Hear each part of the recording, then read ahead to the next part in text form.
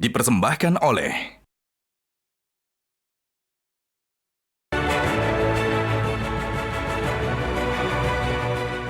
Kembali lagi di Hot Room di segmen terakhir, Bapak Abraham Samad. Apakah Ketua KPK yang sekarang ini masih perlu dipertahankan dengan track record yang sangat buruk ini, atau lebih bagus tunggu 2-3 hari lagi begitu tersangka langsung nonaktif sesuai dengan undang-undang? Kalau saya melihat tadi Pak Setiadi, dia sudah yakin ini. Beliau ini kan penasihatnya Kapolri, sudah yakin bahwa kasus ini akan lanjut. Ya kita tunggu aja 1-2-3 hari. Tadi dia udah bisik-bisik sama saya. Karena menurut undang-undang, begitu jadi tersangka, otomatis nonaktif. Iya, sudah otomatis itu. Dan beliau udah bisik-bisik saya. 1-2-3 hari kita tunggu aja. Pak Arianto Sutadi, tolong perjelas bisik-bisik tadi itu.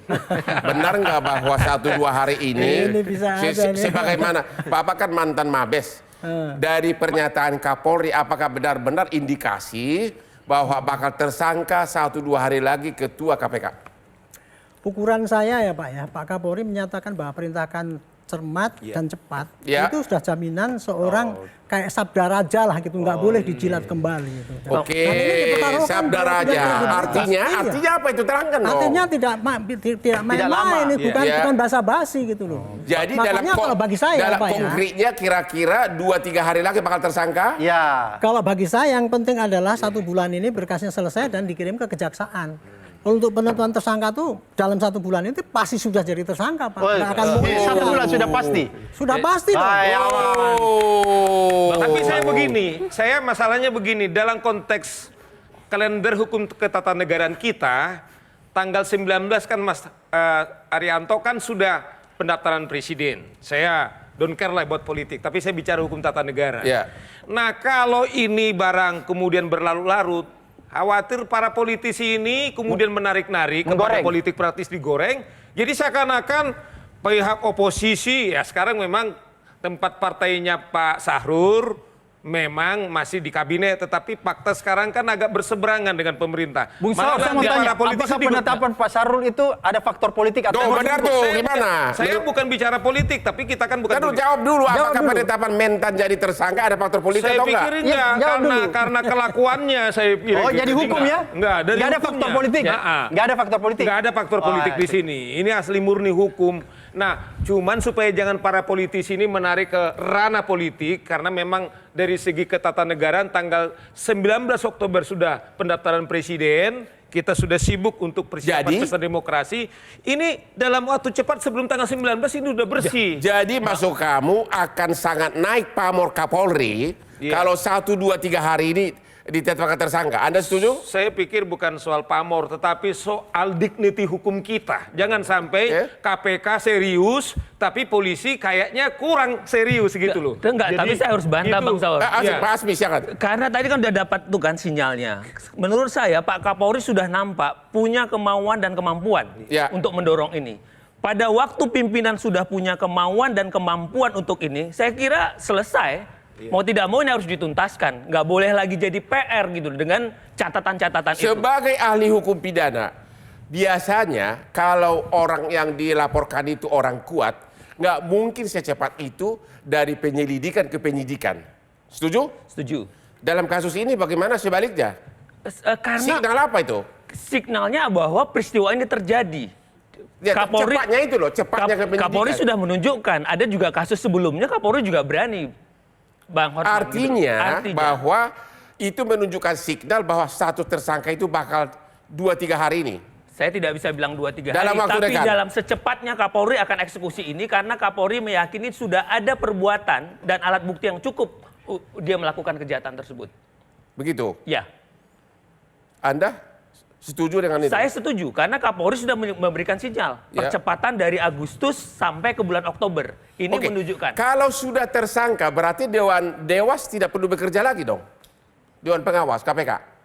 Tapi kan begini, seharusnya Dewas tetap bekerja. Nggak, kalau udah tersangka 2-3 hari lagi, Dewas masih perlu nggak? Masih perlu. Dia harus mencari tahu siapa-siapa lagi yang terlibat. Siapa tahu ada pegawai lain yang ikut membantu. Atau ada komisioner yang lain. Atau komisioner lain. Kita kan nggak tahu. Kan secara kode etik juga Bang. Iya, kan beda ranahnya Dewas. Beda ranahnya. Oh begitu. Ini Pak Edmond, menurut saya ya ini kita bisa melihat kasus ini itu ada 3 kloter paling tidak. Kloter 1 adalah Pak Firly itu dituduh melakukan pemerasan dan sebagainya. Ya. Kloter kedua adalah Pak Firly itu ternyata terbukti dia menemuin orang yang terlibat. Ya. Kloter ketiga adalah Pak Yasin itu sekarang lagi diproses oleh KPK. Ya. Jadi dengan status Pak Firly nanti jadi tersangka atau dipecat dan sebagainya, nggak ada pengaruhnya dengan penanganan yang di KPK itu. Kode jalan. etik, jalan. Sama juga dengan pelanggaran kode etik itu Oke. nggak ada pengaruhnya. Terus Dewas. Pertanyaan saya terakhir, Pak Abraham Samad. Tadi kan katakan Dumas itu sudah November 2020. Apakah filmnya Pak Abraham Samad, anggota KPK yang lain juga terlibat? Karena apa? Sudah segitu lama, kenapa menggantung? Kenapa baru sekarang naik ke penyidikan? Kasusnya Mentan. Kalau saya tidak bisa mendeteksi apakah ada orang lain terlibat ya. Ya. Saya masih percaya dengan untuk sementara hasil penyelidikan Polri yang ada di Polda, bahwa untuk sementara baru ini orangnya yang diduga. Oke, kalau gitu yang terakhir. KPK masih perlu nggak dipertahankan? Begini Bung Hotman, seandainya saya bukan orang beragama maka saya putus asa. Kalau saya putus asa maka jawaban saya tidak perlu lagi dipertahankan. Sudah tidak ada harapan. Ya. Tapi karena kita semua orang beragama, kita dilarang berputus asa. Karena kita dilarang berputus asa, maka menurut saya kita tetap pertahankan, keluarkan orang yang cacat moral. Terima kasih. Pak Asmi, masih perlu nggak KPK? Saya kira tetap, karena memang dia menjadi trigger. Tapi kita butuh KPK yang seperti dulu, berani nangkap jaksa, berani nangkap undang-undang harus hakim. dirubah. Gitu loh. Ini yang belakangan hilang. Jadi malah cenderung belakangan ini kita menganggap mafia hukumnya itu adalah pejabat hukum itu sendiri. Ini Pak yang Saur. menjadi catatan. Yang rusaknya sempurna KPK kan 4 tahun terakhir ini setelah Firly kemudian terpilih jadi ketua KPK itu fakta. Ada pelecehan seksual di sana. Siapa itu? Waktu pas pemerasan yang Pegawai keluarga KPK. saksi di sana kemudian terjadi pelecehan seksual, kemudian juga pemerasan atau korupsi di Tahanan. di tahanan, Hilang barang kemudian juga saksi, kemudian bertemu dengan pimpinan KPK serta laporan-laporan berjilid-jilid dugaan pelanggaran etik kepada komisioner KPK. Nah, oleh karena itu saya kira bukan lembaganya, Orangnya. tetapi orang yang sekarang ini kemudian terlebih ketuanya. Karena apa? Pemimpin itu kan role model. Apalagi di dunia timur. Pemimpin yang baik biasanya kemudian itu akan diturutin ke bawah. Nah, malah menurut saya kalau momentum ini adalah cara yang paling efektif mengembalikan dan menyelamatkan KPK, yaitu yang kita bilang, buang pemimpin yang tidak efektif sehingga KPK terselamatkan. Pak Arianto Sutadi, setuju dengan pendapat Pak Saur? Sebagian saya setuju dengan Pak. Kok sebagian? Ya, sebagian, karena saya berbeda pendapat. Yang mana itu Pak? Saya tidak mengatakan ya bahwa KPK sekarang ini tidak perlu. Tapi bagi saya, pemberantasan korupsi di Indonesia ini, sistemnya ternyata tidak efektif. Karena? Sudah 25 tahun KPK dibikin, indeks korupsi di Indonesia nggak pernah turun di signifikan. Jadi maunya apa Pak? KPK nggak Jadi perlu? sistemnya harus dirubah. Sistemnya atau Untuk KPK-nya? memberantas korupsi itu ya, sistemnya tidak cukup hanya dengan pakai KPK yang anggotanya malaikat semua, nggak cukup. Harusnya Tapi apa? harus sistem hukumannya harus kuat. Seperti Ya. kayak di Cina itu, kalau perlu hukum mati, dimiskinkan, hukuman sosial. Kemudian semua pejabat yang terlibat jangan dilarang ketemu. Begitu melanggar langsung dihukum mati, masukkan peti mati. Hah? Peti mati? Ya supaya dia ada efek jerahnya kan gitu. Saya begitu. sepakat. Itu Sepakat. jadi ini ya sistemnya pemberantasan korupsi di Indonesia ini yang gagal. Karena apa? 5 kali KPK berturut-turut tidak Bang ada Hotman, fact itu checking. sistem tidak berdiri sendiri, Bang Hotman. Gimana? Makanya Bagus harus apapun semuanya. sistem pun, tapi integritas menjadi penting. Ya. Dulu. Itu integritas bagian dari jadi sistem itu itu. bukanlah berdiri sendiri, tapi integritas lah. Bukan, Pak. Maksud saya itu sistem Di luar strategi secara di luar global, sanksi ya, di luar sanksi. Bagaimana memberantas korupsi di Indonesia Saya setuju ini. tentang Tidak sanksi. cukup hanya mau bikin KPK yang anggotanya malaikat semua, tidak cukup itu. Tapi sistem Jadi hukumannya Bung dan Arianto sebagainya. sebenarnya Itu. orang KPK ini bukan malaikat semua ya, bukan. Ya, bukan Tapi lah. kan Terakhir, ada- terakhir, Pak. ada Terakhir. sendiri. Gini, KPK itu mencoba membangun sistem kelembagaannya, itu yang disebut integritas kelembagaan. Kan kalau kita bicara integritas ada dua, Ya. integritas kelembagaan sama integritas Ya. individu. Sekarang yang paling parah di KPK adalah integritas individu. Ya. Integritas kelembagaannya tadinya bagus tapi rontok setelah revisi undang-undang itu. Ya. Ada kewenangan-kewenangan, ada aturan-aturan, Ya. itu yang menjadi drop. Ya, salah satu contohnya. Dulu ketika undang-undang lama KPK itu disebutkan adalah lembaga negara yang sifatnya independen. Sekarang adalah lembaga yang berada di bawah rumpun eksekutif. Jadi berarti dia tidak independen lagi. Terima kasih. Kita akhiri diskusi kita malam ini dengan kesimpulan bahwa salah satu yang harus dirubah adalah merevisi Undang-Undang KPK karena katanya itulah yang bikin rontok reputasi dari KPK. Yang kedua, seluruh masyarakat Indonesia agar membuka mata dan telinga karena ada kemungkinan dalam waktu dekat bakal ada penetapan tersangka dalam laporan terhadap dugaan pemerasan yang dilaporkan ke Polda Metro Jaya. Kalau itu ditetapkan tersangka, terjadilah perubahan besar dalam kepemimpinan KPK. Demikianlah segmen dari Hot Room malam ini. Jangan lupa menonton Hot Room setiap hari Rabu jam 9.30 malam di Hot Room Metro TV karena hostnya sangat ganteng.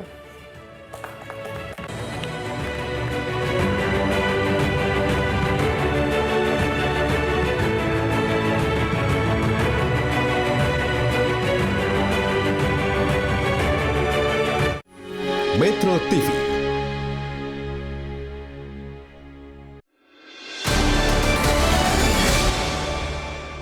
Dipersembahkan oleh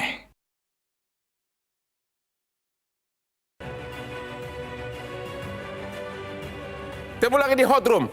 Berikut ini kita akan melihat dulu grafis dugaan pelanggaran kode etik oleh Ketua KPK.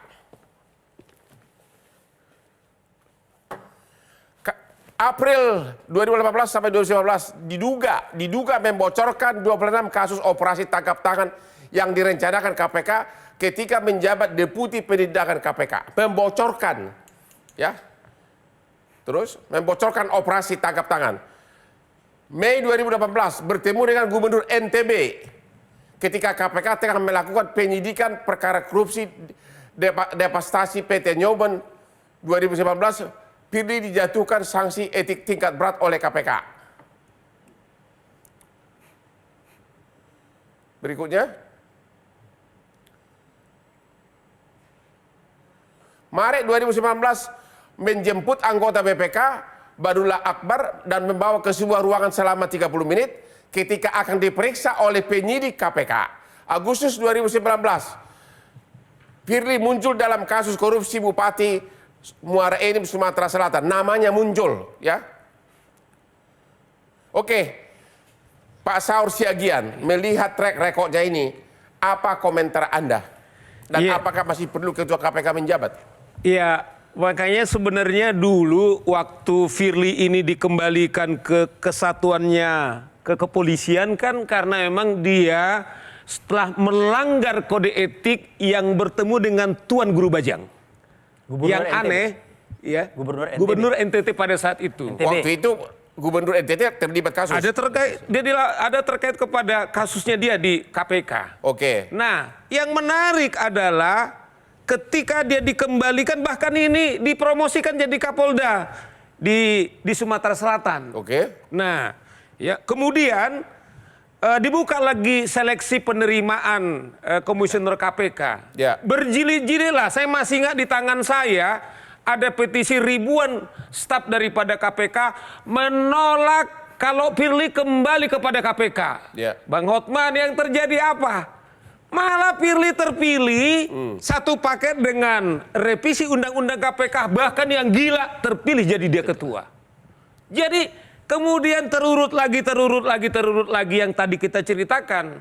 Dan yang terakhir, Polda Metro Jaya telah menaikkan penyidikan, yaitu bocoran, yaitu dokumen di SDM. Ya. Sampai detik ini kita bicara, kita tidak lihat apa kemajuannya. Nah, kembali lagi sekarang ini yang diduga melakukan pemerasan. Nah, oleh karena itu menurut saya kalau kita masih sayang kepada KPK, itu yang saya dorong. Kembali kita bukan mengintervensi. Bentar dong, jadi seolah-olah menurut Anda duduknya di sana Ketua KPK adalah pesanan, ada koneksi. Nah, kan yang kita teriak ini saya kira tidak di hutan ini. Sama dengan kita bicara dengan di Hot Room ini. Berarti yang mesan itu, yang mendorong dia sampai bisa Ketua KPK, pasti orang yang sangat powerful. Kalau menurut saya secara normatif juga, pemerintah juga salah, DPR juga salah. Sudah tahu ini bermasalah masih dipilih. Nah, oleh karena itu saya kira kita nggak kembali lagi. Orang Saya kira cacat ke moral. belakang. Kenapa? Orang cacat moral. Iya, saya kira kita nggak kembali lagi, tetapi kasus yang telah diumumkan oleh teman-teman di Polda, di Dimkrim khusus, telah naik kasusnya untuk menjadi penyidikan. Oh, sudah naik ya? Sudah naik menjadi penyidikan. Oke. Menurut saya, agar jangan sampai terjadi lagi gonjang-ganjing, kalau kita mau menyelamatkan KPK, kembali. Kalau memang sudah penyidikan, kita dorong teman-teman di, Polda Metro, kalau memang cukup buktinya, sekarang segera tetapkan tersangka. Terima kasih. Supaya Pak Arianto Sutadi. Ya. Kalau sampai nanti sesuai dengan Pak Saur sudah naik penyidikan dan sudah ditetapkan tersangka, kapan saatnya Ketua KPK harus berhenti sementara dulu? Kalau untuk pemberhentian KPK sementara itu ya, saya tidak menguasai itu. Ya.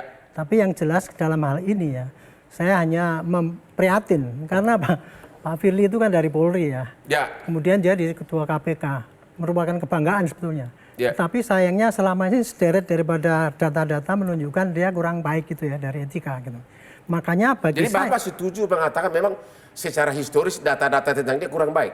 ya nyatanya kan seperti itu kan. Oh, Dari begitu. data-data itu dinilai kurang baik. Oleh karena itu maka menurut saya ya, sebagai orang dari polisi sendiri, ini waktunya untuk membuktikan bahwa apakah memang benar tuduhan-tuduhan itu atau hanya rumus. Nah makanya itu dengan adanya laporan penyelidikan yang kemudian ditingkatkan menjadi penyidikan yang sekarang ini, saya sangat senang karena apa? Ini menjadi batu ujian daripada Polri untuk membuktikan. Anda mengatakan historisnya kurang baik. Terus ada apa di Polri kok bisa naik jadi Ketua KPK? Saya tidak tahu kalau itu. Itu pasti orang yang sangat powerful di belakang. Saya tidak tahu. Saya hanya mengatakan begini. Ini orang terpilih menjadi Ketua KPK pasti logikanya harus yang terpilih integritasnya tinggi gitu. Ya. Tapi ternyata track recordnya seperti itu.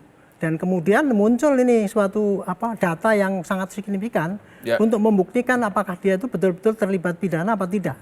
Nah, saya sangat senang ya dengan Polda Metro dalam tempo singkat penyelidikan kemudian berani menaikkan ke penyidikan. Berarti dia sudah berani memutuskan bahwa informasi yang diterima dari penyelidikan itu, oh ini cukup masuk akal untuk dijadikan alat bukti permulaan untuk menentukan bahwa ini memang ada suatu tindak pidana. Nah, tinggal sekarang tugas daripada Polri ya penyidik adalah untuk mempercepat penyidikan itu, untuk memberikan klarifikasi kepada rakyat semua ini bahwa apakah memang benar-benar dia itu melanggar hukum apa tidak. Terima kasih. Gitu. Iya, Bang Hotman. di pasal 32 Undang-Undang KPK kalau dia sudah jadi tersangka otomatis dia nonaktif. Benar Pak Abraham sahabat begitu? Iya, Jadi tinggal selangkah Polda Metro lagi. Jaya, Perintah langsung undang-undang. nonaktif. Iya, nonaktif. Bang Hotman, Ya. juga satu lagi tentang alat bukti. Kalau kita mengacu kepada undang-undang tindak pidana korupsi itu dalam pasal 26 ada perluasan alat bukti. Yaitu? Salah satu petunjuk. Jadi foto itu juga merupakan Foto yang bagian. mana? Foto yang di lapangan bulu tangkis. Itu bisa ada fotonya nggak sih? Ada foto. Hah? Ya kan? Bisa kelihatan nggak? Mana nih produser nih? Kalau foto Coba, ini mana fotonya? Hah? Ini di mana nih? itu kan Bentar dulu, ini menarik banget ini. Ya. Inilah fotonya Ketua KPK dengan mantan Menteri Pertanian. Ini kira-kira bulan berapa? Saya kurang tahu persisnya Bang Hotman, tapi yang jelas kalau kita mengacu kepada alat bukti tadi, kalau kita mengacu kepada pasal 26A, ini adalah petunjuk. Karena di dalam karena khusus kan lex spesialis, maka di dalam undang-undang tindak pidana korupsi atau KPK itu dibilang ini adalah bukti, sehingga kawan-kawan yang ada di kepolisian seharusnya tidak usah ragu-ragu karena ada keterangan saksi karena sudah ada 6 orang saksi. Nggak usah ragu-ragu untuk menetapkan tersangka. Ya. Pak Abraham Samad, dari segi kode etik ini udah salah atau enggak? Udah salah. Kenapa salah? Pertama, kalau kita bicara tadi udah ada pasalnya, ini pun pertemuan, jangankan sama pihak yang langsung yang bukan langsung pun, kalau dia perkaranya sedang diperiksa, bukan langsung yang jadi suspek, itu sebenarnya sudah melanggar etik. Pernah begini, ada kejadian di masa lalu, waktu saya masih di dalam, ada seorang pegawai, dia tidak sengaja bertemu, mungkin dia ada hubungan keluarga, tapi orang itu statusnya bukan tersangka loh. Dia saksi yang punya keterkaitan dengan kasus korupsi, sudah dipenyidikan, sudah ada tersangka, sudah jalan. Tahu nggak apa yang terjadi sama pegawai itu? Kita berhentikan, dipecat. Bayangkan. Dipecat? Iya, dipecat. Bang Hotman itu... Sebentar dulu. Pak Firly membantah foto ini. Oke. Ini bisa dibantah nggak sih? Ya ini kalau begini, ini kan perlu penelusuran lebih jauh. Soal waktu, kalau soal wajah udah pasti nggak bisa Udah dibantah. pasti, ya. Soal waktu kali ya. Pak Hotma, saya ingin menanggapi dari Pak Asmi tadi ya. Ya. Dia kan mengatakan alat bukti ya. Polisi tidak boleh ragu-ragu ya. Ini ya Pak Asmi ya, yang disasar sekarang oleh Polda Metro itu, kasusnya adalah pemerasan, kemudian gratifikasi, atau terima imbalan gitu ya. Kalau bukti foto ini bukti yang kuat hanya untuk membuktikan bahwa dia tuh pernah pertemuan. Berarti kode etik. Itu tidak ada kaitannya dengan gratifikasi, jauh itu dari itu. Bapak saya undang kalau begitu, Bapak baca dulu pasal 36. Enggak, bukan gini Pak. Sorry. Ini penting karena polisi punya perluasan penyidikan, tidak ansih gitu loh. Ada dua peristiwa gitu loh. Kalau kita lihat tadi di pasal 36 junto 65 itu, ini udah disebut larangan. Jika satu undang-undang menyebutkan dalam diksinya larangan, berarti itu serius. Ini perbuatan pidana loh, 5 tahun. Jadi bukan lagi pemerasan, ini ada dua karakteristik. Apalagi pasal 3665 ini ditujukan kepada pimpinan Pak gitu loh. Jadi ini serius. Itu kalau foto itu ada persesuaian dengan keterangan yang lain, masuk itu barang 5 tahun. Saya tidak menyanggah ya, itu bukan bukti pidana yang nggak bisa diproses. Itu memang bukti pidana, tapi pidananya adalah termasuk yang tadinya kode etik yang sekarang jadi pidana gitu. Tidak kode etik. Sebentar. Makanya ini bukan ranah polisi kita dari segi, tapi dari Pak Abraham Samad itu sudah pelanggaran serius. Ya, tadi kan saya kasih ilustrasi ada pegawai saja, dia bertemu sama saksi, bukan calon tersangka loh. Saksi tapi kasusnya sudah penyidikan, itu diberhentikan. Oke, pertanyaan berikutnya. Dengan begitu track record yang sangat panjang yang merah. Siapa yang sangat powerful sampai bisa mendudukan dia sebagai ketua KPK. Nanti kita dengar setelah yang satu ini, setelah istirahat, oke?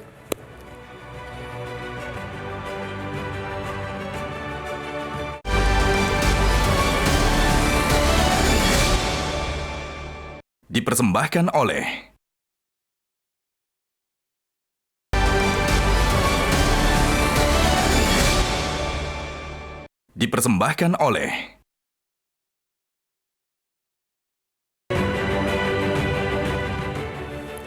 Ketemu lagi di Hot Room. Seperti biasa, semakin hot diskusi, pelarian saya harus ada kopi luwak white kopi kesayangan Hotman Paris. Sarapnya itu langsung stabil.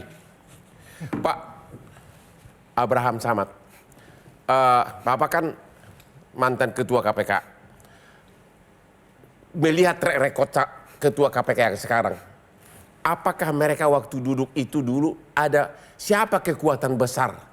Dan apakah maksudnya itu dipasang di situ sebagai ketua untuk menjegal orang-orang yang melawan kekuasaan? Atau perpanjangan tangan kekuasaan gitu?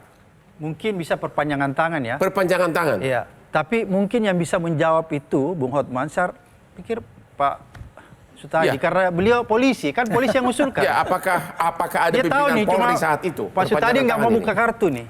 Enggak, saya pikir ya pencalonan polisi untuk menjadi ketua KPK itu tidak ada dorongan daripada pengalaman saya dulu juga situ sama-sama dengan Pak Braba ini. Ya. Sampai ke tingkat yang 8. Tapi Bapak nggak ada yang calonin kali ya?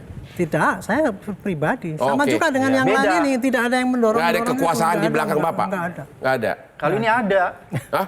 Kalau ini ada. Menurut Bapak ada?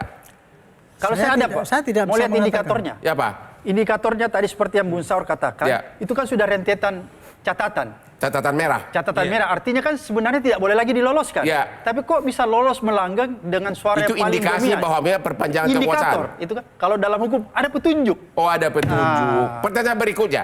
Setelah ditetapkan tersangka oleh Polda Metro Jaya, sudah ditetapkan kan? Belum. Oh, sorry, bukan tersangka. Saya sudah naik penyidikan. Saya sudah naik penyidikan. Apa kemungkinan skenario yang bakal terjadi?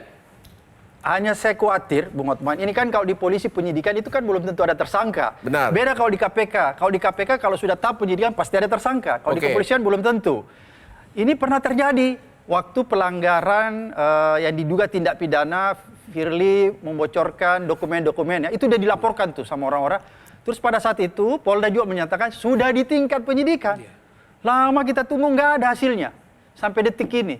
Jadi ya menurut Bung Saur katanya ada barter-barteran kasus. Ya. Saya takutnya ini, Bung Otman. Ya apa kemungkinan?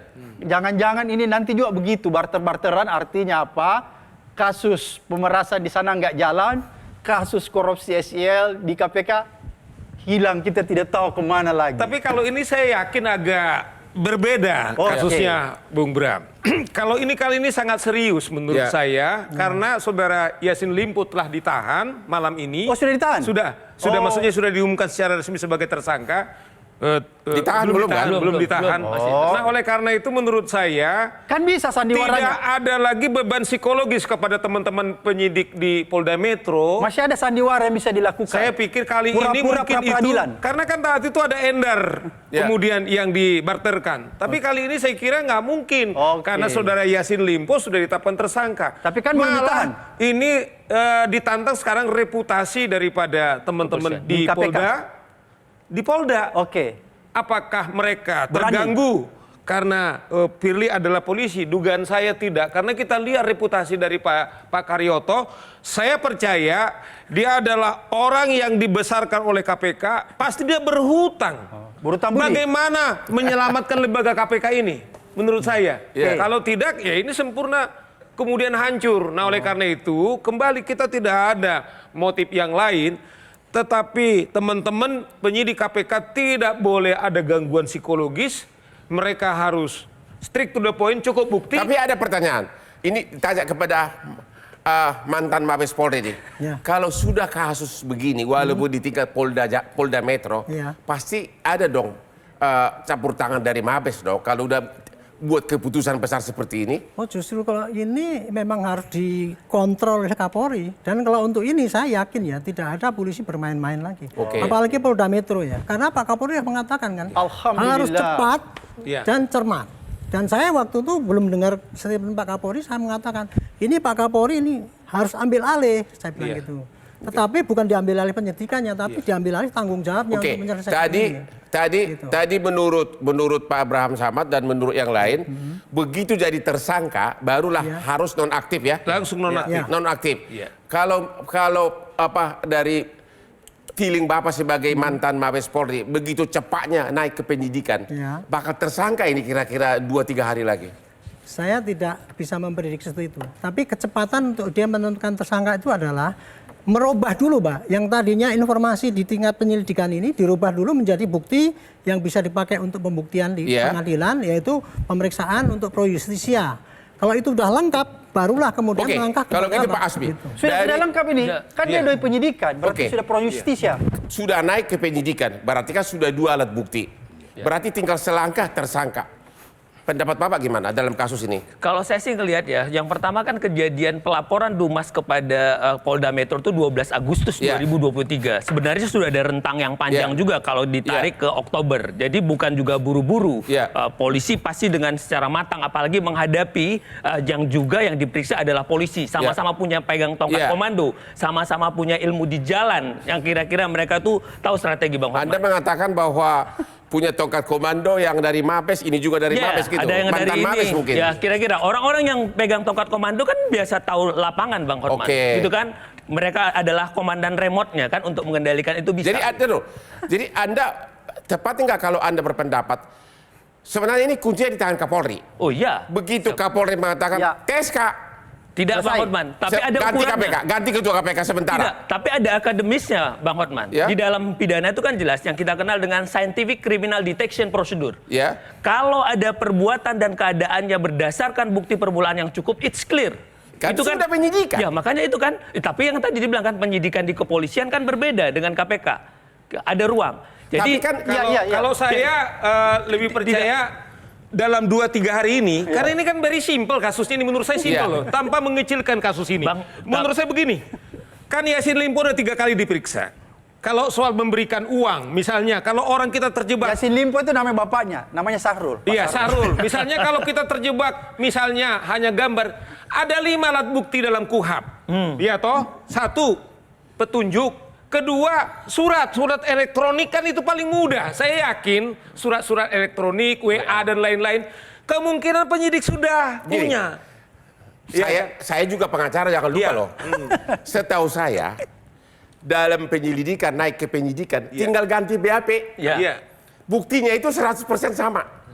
Dan biasanya pada tahap tersangka itu nggak nambah lagi. Itu yang panggil lagi saksi, robah penyelidikan menjadi penyidikan. Habis itu tetapkan. Nggak ada tambahan apa-apa lagi. Udah tetap. Jadi sebenarnya makanya saya percaya Pak Sutadi dalam 2-3 hari itu sudah ditetapkan sebagai tersangka. Dia masih ragu-ragu. Saya bukan ragu-ragu, masih ragu tadi. Waktunya ragu. Pak Abraham masa mantan penyidik kayak gitu. Enggak gitu, Pak. Kenapa, Pak? Penyidikan itu butuh waktu, Pak. Jadi masih butuh waktu. Pak, Ya, dalam walaupun praktek, butuh waktu dong, masa ngawur dalam kalau praktek, nggak butuh waktu, dalam ngawur praktek itu. tinggal BAP penyelidikan dirubah jadi penyidikan. Memang itu begitu, Orangnya Pak, sama, prosedurnya. langsung SK itu dalam praktek begitu. Kalau bagi saya, Pak, penentuan TSK apa tidak itu ya, itu tidak penting banget. Yang penting adalah proses ini cepat selesai, serahkan ke jaksa. Itulah yang namanya kerja yang baik gitu. Jadi jangan kita berkutat kepada ditahan apa tidak, itu nggak penting bagi saya. Tapi Tapi itu harus penting, dia- Pak. Tadi Bang Hotman tanya, kira-kira lama. Kalau saya bilang 2-3 hari ini, kalau kita lihat bagaimana cepatnya. Kalau Pak Saur jadi penyidik maksudnya. Iya, dan saya kira juga teman-teman di Polda seperti itu menurut saya loh. Ya, Melihat semoga saya alurnya begitu cepat ya, dari eskalasi. penyelidikan ke penyidik itu kan sangat firm mereka. Sangat confidence untuk mendeklar atau mengumumkan status daripada ketua KPK. Menurut saya, sama dengan perintah daripada Kapolri. Kapolri mengatakan bahwa tim pengawas dari Mabes Polri diturunkan untuk mengawasi kasus ini. Jadi hanya teknis saja. Jadi kalau tiba-tiba mandek gimana? Kalau mandek ini kasus? Saya kali ini agak percaya ini tidak mandek. Tidak mandek ya? Saya percaya ini tidak mandek. Kenapa itu? Kalau posisi saya, ya itu saya bilang belum ada, betul memang Agustus sudah ada laporan, tetapi Agustus ke Oktober ini termasuk cepat ini, dan mereka clear untuk kemudian mendeklar. Nah, oleh karena itu berarti sudah cukup buktinya, karena apa? Melawan ketua KPK yang sudah beribu-ribu lah saya bilang laporan kepada beliau. Saya yakin kali ini tidak akan lepas lagi nih Bang. Oke, kita istirahat dulu. Nanti di segmen terakhir kita akan bertanya apakah memang benar 2-3 hari lagi bakal nonaktif ketua KPK untuk sementara. Saya yakin. Karena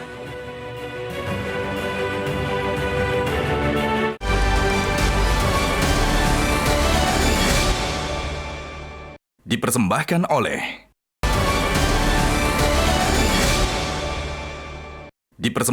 oleh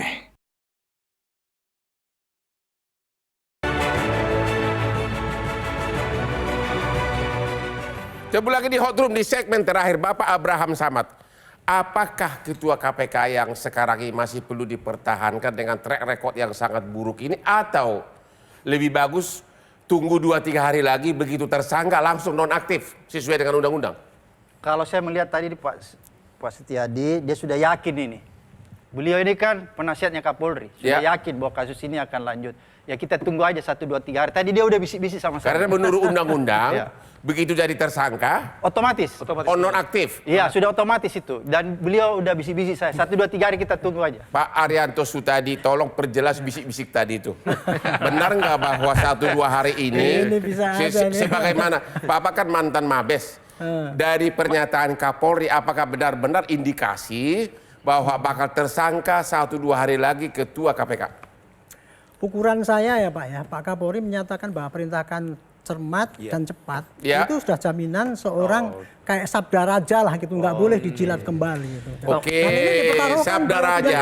Artinya apa itu? Terangkan dong. Artinya tidak main-main, bukan basa-basi gitu loh. Jadi makanya kalau bagi saya dalam Pak konkretnya kira-kira 2-3 hari lagi bakal tersangka? Ya. Kalau bagi saya yang penting adalah 1 bulan ini berkasnya selesai dan dikirim ke kejaksaan. Untuk penentuan tersangka tuh dalam 1 bulan itu pasti sudah jadi tersangka Pak. Nggak akan mungkin 1 bulan sudah pasti. Sudah pasti dong. Tapi masalahnya begini, dalam konteks kalender hukum ketatanegaraan kita, tanggal 19 kan Mas Arianto kan sudah pendaftaran presiden. Saya don't care lah buat politik, tapi saya bicara hukum tata negara. Nah, kalau ini barang kemudian berlarut-larut, khawatir para politisi ini kemudian menarik-narik kepada politik praktis digoreng. Jadi seakan-akan pihak oposisi, ya sekarang memang tempat partainya Pak Sahrur, memang masih di kabinet, tetapi fakta sekarang kan agak berseberangan dengan pemerintah. Bung Saur, saya mau tanya, apakah penetapan Pak Sarul itu ada faktor politik atau benar tuh, gimana? Saya bukan bicara politik, tapi kita kan bukan. Jawab dulu, apakah penetapan Mentan jadi tersangka ada faktor politik saya atau enggak? pikir enggak, karena kelakuannya saya pikir. Oh, jadi hukum ya? Enggak ada faktor politik. Enggak ada faktor politik. Enggak ada faktor politik di sini. Ini asli murni hukum. Nah, cuman supaya jangan para politisi ini menarik ke ranah politik, karena memang dari segi ketatanegaraan tanggal 19 Oktober sudah pendaftaran presiden, kita sudah sibuk untuk persiapan pesta demokrasi. Ini dalam waktu cepat sebelum tanggal 19 ini udah bersih. Jadi masuk kamu akan sangat naik pamor Kapolri kalau 1, 2, 3 hari ini ditetapkan tersangka. Anda setuju? Saya pikir bukan soal pamor, tetapi soal dignity hukum kita. Jangan sampai KPK serius, tapi polisi kayaknya kurang serius gitu loh. Enggak, tapi saya harus bantah Bang Saur. Pak Asmi, silakan. Karena tadi kan udah dapat tuh kan sinyalnya. Menurut saya Pak Kapolri sudah nampak punya kemauan dan kemampuan untuk mendorong ini. Pada waktu pimpinan sudah punya kemauan dan kemampuan untuk ini, saya kira selesai. Mau tidak mau ini harus dituntaskan. Nggak boleh lagi jadi PR gitu dengan catatan-catatan itu. Sebagai ahli hukum pidana, biasanya kalau orang yang dilaporkan itu orang kuat, nggak mungkin secepat itu dari penyelidikan ke penyidikan. Setuju? Setuju. Dalam kasus ini bagaimana sebaliknya? Karena signal apa itu? Signalnya bahwa peristiwa ini terjadi. Ya, cepatnya itu loh, cepatnya ke penyidikan. Kapolri sudah menunjukkan, ada juga kasus sebelumnya Kapolri juga berani. Bang Horman, artinya bahwa itu menunjukkan signal bahwa status tersangka itu bakal 2-3 hari ini. Saya tidak bisa bilang 2-3 hari, tapi dalam secepatnya Kapolri akan eksekusi ini karena Kapolri meyakini sudah ada perbuatan dan alat bukti yang cukup dia melakukan kejahatan tersebut. Begitu? Ya. Anda setuju dengan itu? Saya setuju karena Kapolri sudah memberikan sinyal percepatan dari Agustus sampai ke bulan Oktober. Ini menunjukkan. Kalau sudah tersangka berarti Dewas tidak perlu bekerja lagi dong? Dewan Pengawas KPK. Tapi kan begini, seharusnya Dewas tetap bekerja. Nggak, kalau udah tersangka 2-3 hari lagi, Dewas masih perlu nggak? Masih perlu. Dia harus mencari tahu siapa-siapa lagi yang terlibat. Siapa tahu ada pegawai lain yang ikut membantu. Atau ada komisioner yang lain. Atau komisioner lain. Kita kan nggak tahu. Kan secara kode etik juga, Bang. Iya, kan beda ranahnya Dewas. Beda ranahnya. Oh begitu. Ini Pak Edmond, menurut saya ya ini kita bisa melihat kasus ini itu ada 3 kloter paling tidak. Kloter 1 adalah Pak Firly itu dituduh melakukan pemerasan dan sebagainya. Kloter kedua adalah Pak Firly itu ternyata terbukti dia menemuin orang yang terlibat. Kloter ketiga adalah Pak Yasin itu sekarang lagi diproses oleh KPK.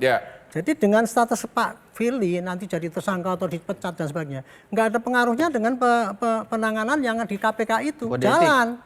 Sama juga dengan pelanggaran kode etik itu nggak ada pengaruhnya. Terus Dewas. Pertanyaan saya terakhir, Pak Burhan Samad. Tadi kan katakan Dumas itu sudah November 2020. Apakah pilihnya Pak Abraham Samad, anggota KPK yang lain juga terlibat? Karena apa? Sudah segitu lama, kenapa menggantung? Kenapa baru sekarang naik ke penyidikan? Kasusnya Mentan. Kalau saya tidak bisa mendeteksi apakah ada orang lain terlibat ya. Saya masih percaya dengan untuk sementara hasil penyelidikan Polri yang ada di Polda, bahwa untuk sementara baru ini orangnya yang diduga. Oke, kalau gitu yang terakhir, KPK masih perlu nggak dipertahankan? Begini Bung Hotman, seandainya saya bukan orang beragama maka saya putus asa. Kalau saya putus asa maka jawaban saya tidak perlu lagi dipertahankan. Sudah tidak ada harapan. Tapi karena kita semua orang beragama, kita dilarang berputus asa. Karena kita dilarang berputus asa, maka menurut saya kita tetap pertahankan, keluarkan orang yang cacat moral. Terima kasih, Pak Asmi. Masih perlu nggak KPK? Saya kira tetap, karena memang dia menjadi trigger. Tapi kita butuh KPK yang seperti dulu, berani nangkap jaksa, berani nangkap hakim. Harus dirubah. Gitu loh. Ini yang belakangan hilang. Jadi malah cenderung belakangan ini kita menganggap mafia hukumnya itu adalah pejabat hukum itu sendiri. Ini yang menjadi catatan. Yang rusaknya sempurna KPK kan 4 tahun terakhir ini setelah Firly kemudian terpilih jadi ketua KPK itu fakta. Ada pelecehan seksual di sana. Siapa itu? Waktu pas pemerasan yang keluarga saksi di sana, kemudian terjadi pelecehan seksual, kemudian juga pemerasan atau korupsi di di tahanan, kemudian juga saksi kemudian bertemu dengan pimpinan KPK, serta laporan-laporan berjilid-jilid dugaan pelanggaran etik kepada komisioner KPK. Nah, oleh karena itu saya kira bukan lembaganya, orangnya. tetapi orang yang sekarang ini kemudian terlebih ketuanya. Karena apa? Pemimpin itu kan role model, apalagi di dunia timur. Pemimpin yang baik biasanya kemudian itu akan diturutin ke bawah. Nah, malah menurut saya kalau momentum ini adalah cara yang paling efektif mengembalikan dan menyelamatkan KPK, yaitu yang kita bilang, buang pemimpin yang tidak efektif sehingga KPK terselamatkan. Pak Arianto Sutadi, setuju dengan pendapat Pak Saur? Sebagian saya setuju dengan Pak. Kok sebagian? Ya, sebagian, karena saya berbeda pendapat. Ya mana itu Pak? Saya tidak mengatakan ya bahwa KPK sekarang ini tidak perlu. Tapi bagi saya, pemberantasan korupsi di Indonesia ini, sistemnya ternyata tidak efektif. Karena? Sudah 25 tahun KPK dibikin, indeks korupsi di Indonesia nggak pernah turun di sini. Jadi maunya apa Pak? KPK nggak Jadi perlu? sistemnya harus dirubah. Sistemnya atau KPK-nya? Untuk memberantas korupsi itu ya, sistemnya tidak cukup hanya dengan pakai KPK yang anggotanya malaikat semua, nggak cukup. Harusnya Tapi harus apa? sistem hukumannya harus kuat. Seperti Ya. kayak di Cina itu, kalau perlu hukuman mati, dimiskinkan, hukuman sosial. Kemudian semua pejabat yang terlibat jangan dilarang ketemu. Begitu melanggar langsung dihukum mati, masukkan peti mati. Hah? Peti mati? Ya supaya dia ada efek jerahnya kan gitu. Oh, Saya begitu. sepakat.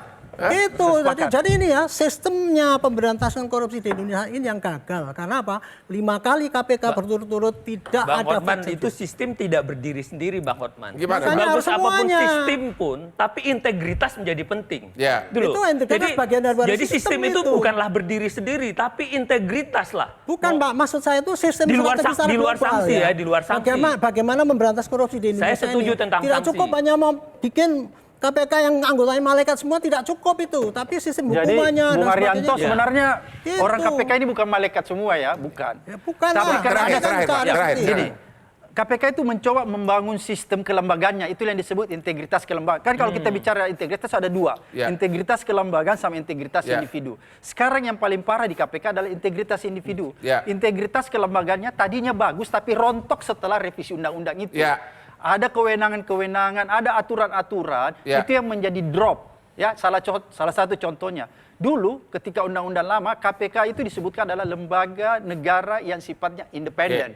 Sekarang adalah lembaga yang berada di bawah rumpun eksekutif. Jadi berarti dia tidak independen lagi. Terima kasih. Kita akhiri diskusi kita malam ini dengan kesimpulan bahwa salah satu yang harus dirubah adalah merevisi undang-undang KPK karena katanya itulah yang bikin rontok reputasi dari KPK. Yang kedua, seluruh masyarakat Indonesia agar membuka mata dan telinga karena ada kemungkinan dalam waktu dekat bakal ada penetapan tersangka dalam laporan terhadap dugaan pemerasan yang dilaporkan ke Polda Metro Jaya. Kalau itu ditetapkan tersangka, terjadilah perubahan besar dalam kepemimpinan KPK. Demikianlah segmen dari Hot Room malam ini. Jangan lupa menonton Hot Room setiap hari Rabu jam 9.30 malam di Hot Room Metro TV karena hostnya sangat ganteng.